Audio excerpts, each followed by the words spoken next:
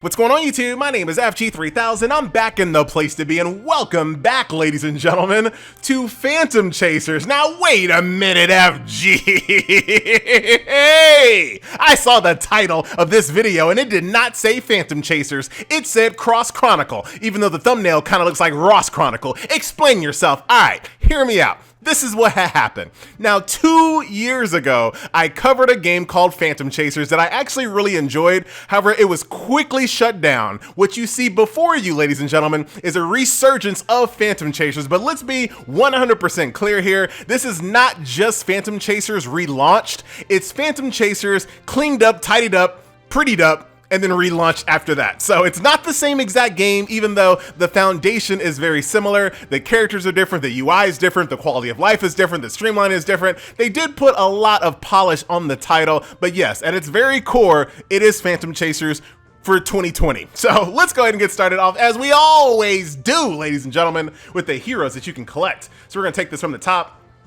Here are the heroes that I have collected thus far. Now, in this game, there are humans and then there are spirits, or yokai. And I'll kind of explain why they're different and why they're not different a little bit later. Now, when it comes to the artwork, some of the characters are pretty cool here.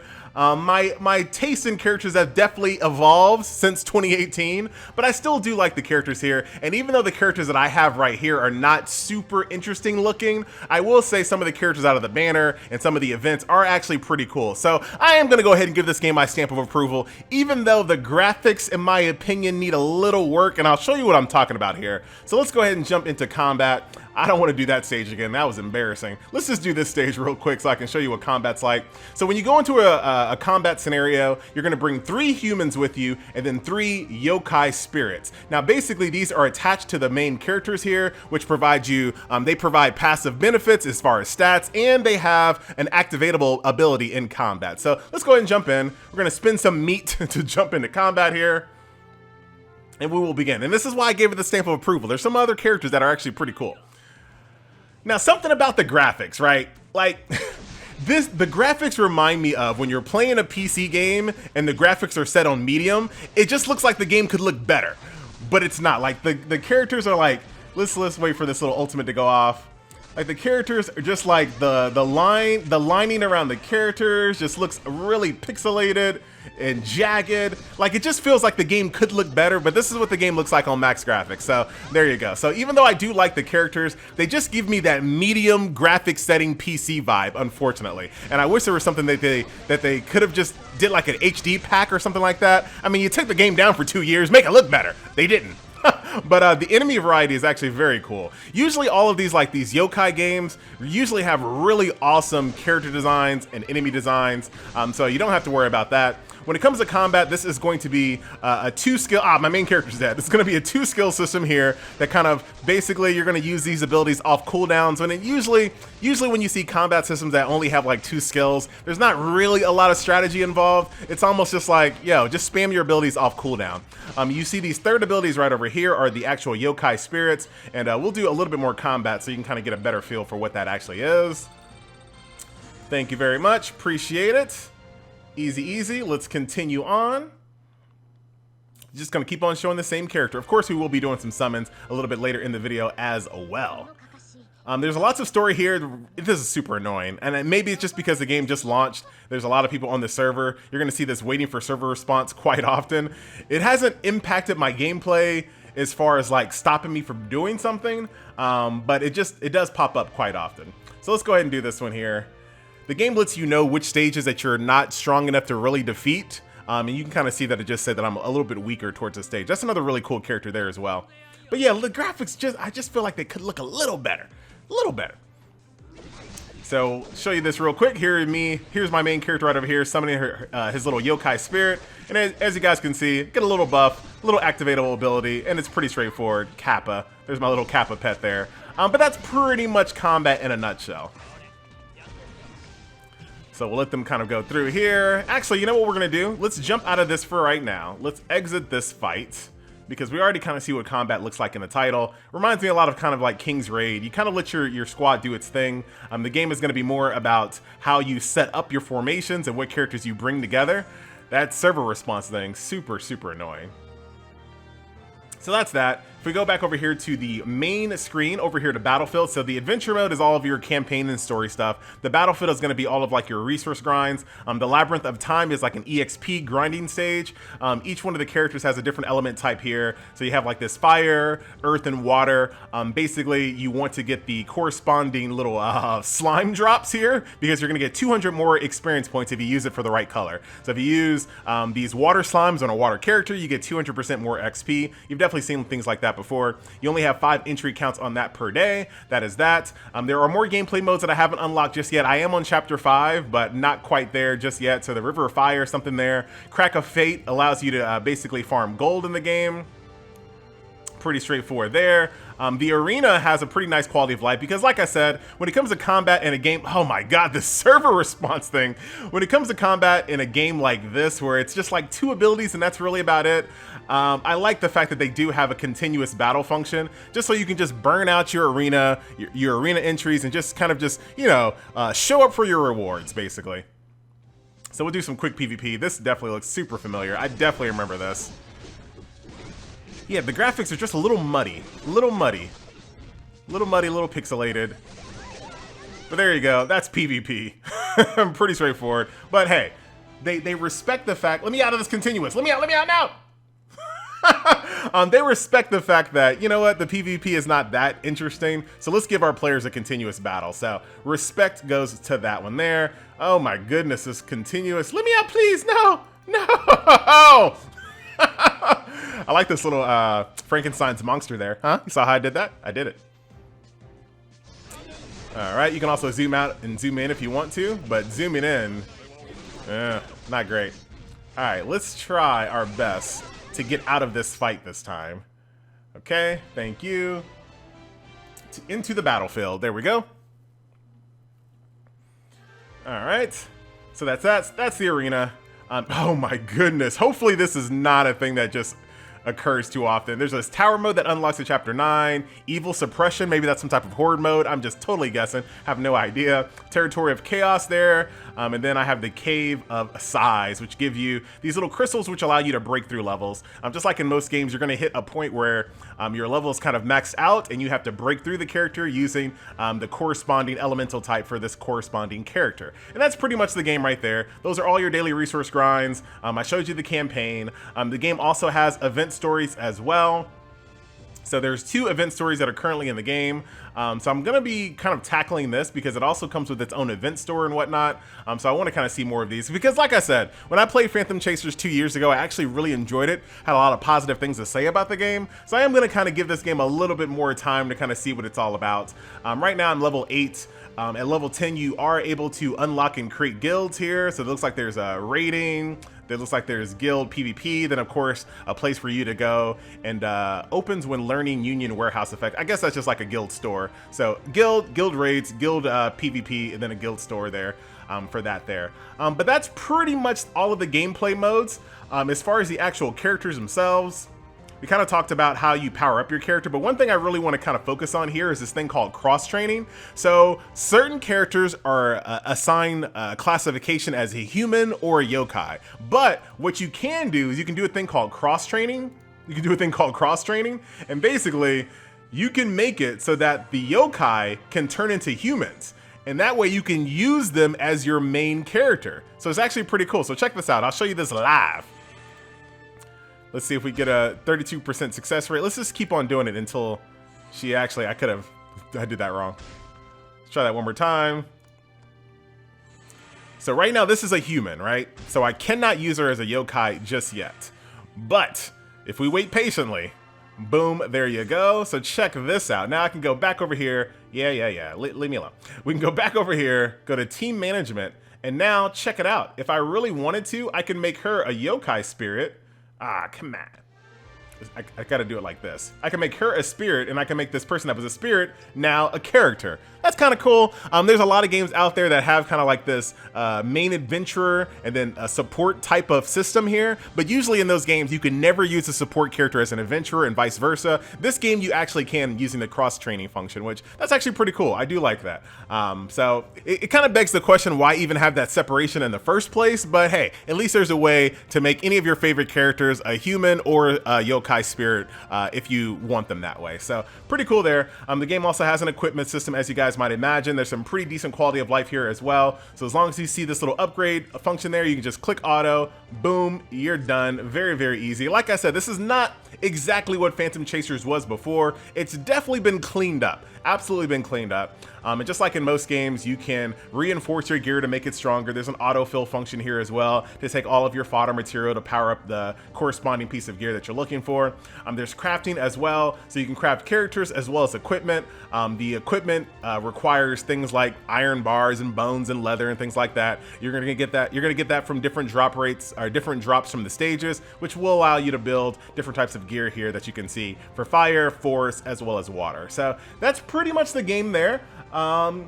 Yeah, like I said, it's definitely not exactly what Phantom Chasers was, but definitely for sure, it's like the foundation of Phantom Chasers just cleaned up. It's like a different roof, different furniture inside, but at the end of the day, it's kind of the same house. It's the same address. There you go. It's the same exact address, but the house has been painted, new roof, new furniture, and new people living in there too. So who knows? Speaking of new people living in there, that's actually a really good segue to the cash shop. So I hate games that have a lot of cash packages, and luckily this game doesn't really have a lot of cash packages. The only cash packages that this game has in the game is like a little battle pass here for $3. It has the growth package, which we see this in lots of different hero collectors, and then like a little monthly card as well, and that's it. Those are the only things that you have to use pure cash for. Everything else here in the cash shop, I call it a cash shop, everything here in the shop can actually be purchased with these diamond crystals here. So these little level up sets, these limit breakthrough sets, attributes, roll breakthrough, all of these little sets here can be purchased using these little diamond crystals. And there is no difference between paid crystals and free crystals. Every single thing in this shop can be used by a free-to-play player or a paid player, which I do like. There's a lot of games that have these like little awakening packages, but they usually assign a cash value to them, which is super annoying. Like I'm okay. Like, you know, I've been beat down by the industry over the years, so I'm totally okay with spending money to buy characters, but I'm not, and costumes. Money and costumes, FG is totally fine with. I don't like spending money for like awakening crystals. Like, to me, that always makes me feel scummy. Like, I always feel scummy when it comes to things like that. Totally fine with paying to win, fully limit breaking a triple S character. I'm cool with that. But if selling limit break crystals, I don't like that. It just seems wrong. But here we are. Let's end the video off as we always do, ladies and gentlemen. Summoning session. So right now there's a pickup banner going on. Here's a little pirate event that I was talking about. I want to jump into this event a little bit more to grab some of these tokens and see what I can get out of here, because some of the characters do look pretty cool there. Here's the generic banner here, and then this is like the friendship banner. So let's jump in here, do the full summoning session. I have enough for 3, so I got 9,000 crystals. So we're gonna do 3 full multi-pulls. Here is the full summoning animation.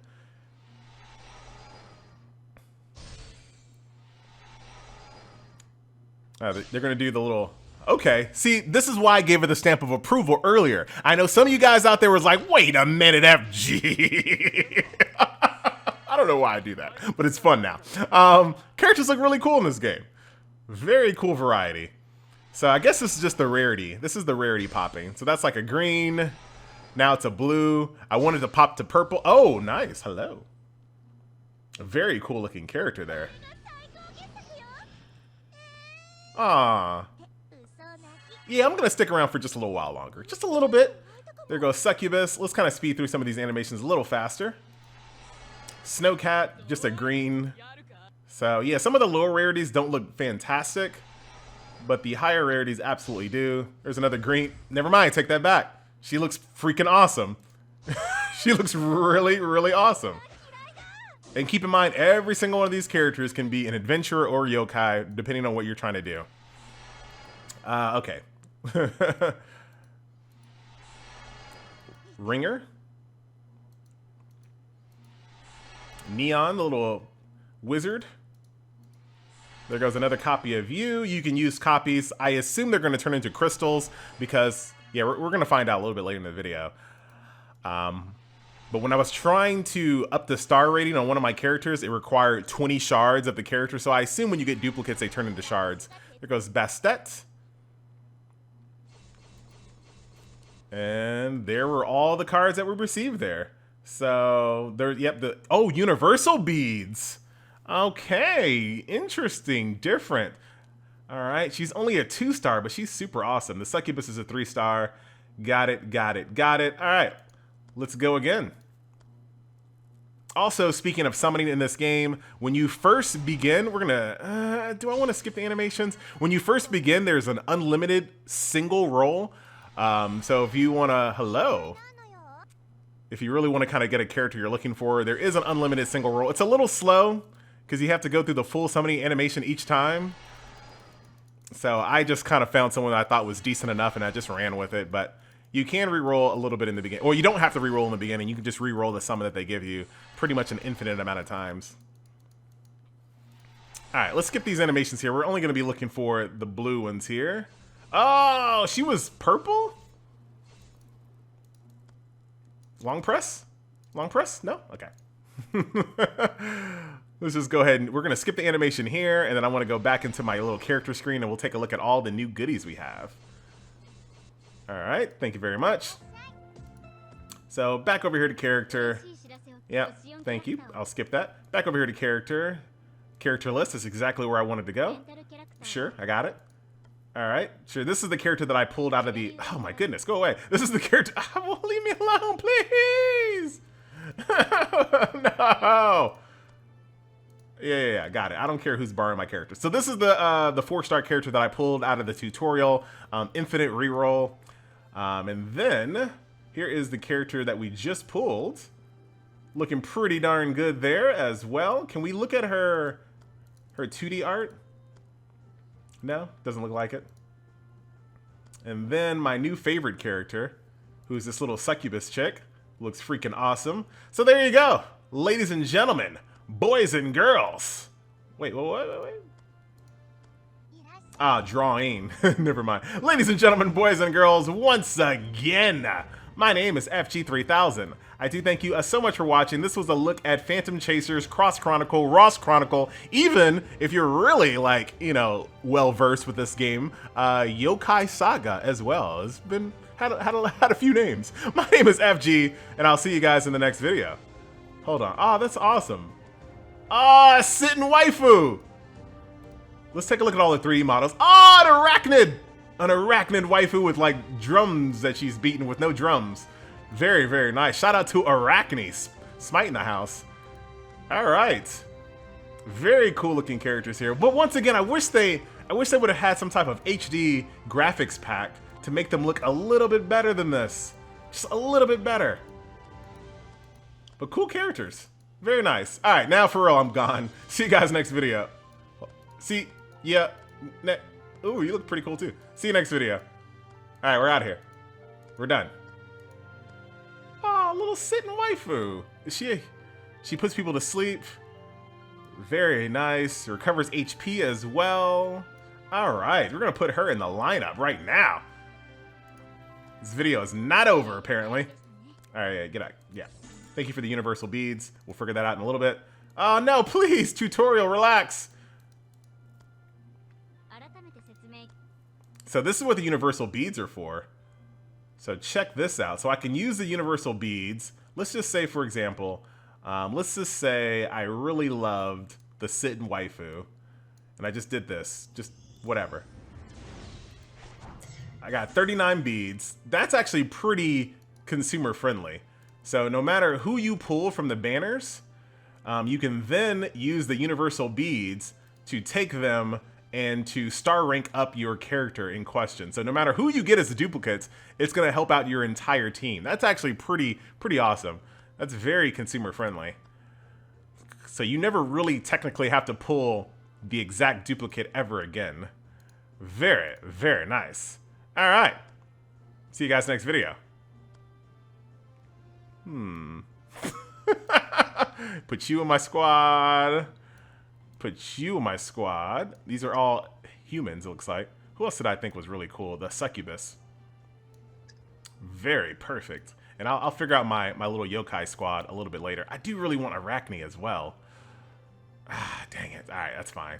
No spider waifus today. So let's go back over here to level 1 so I can actually defeat some stuff here. That should be good enough. 1-8. That should be fine. Yeah, we're good. All right, so here's my new and improved team, ladies and gentlemen.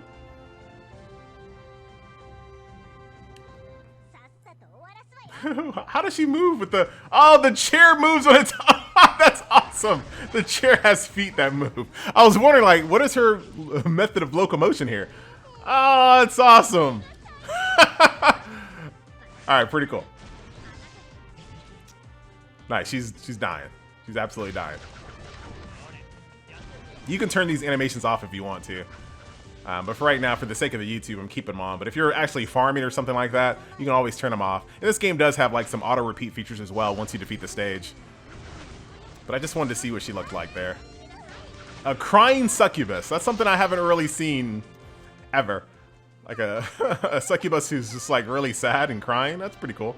All right, now for real, I'm done. See you guys in the next video. Later.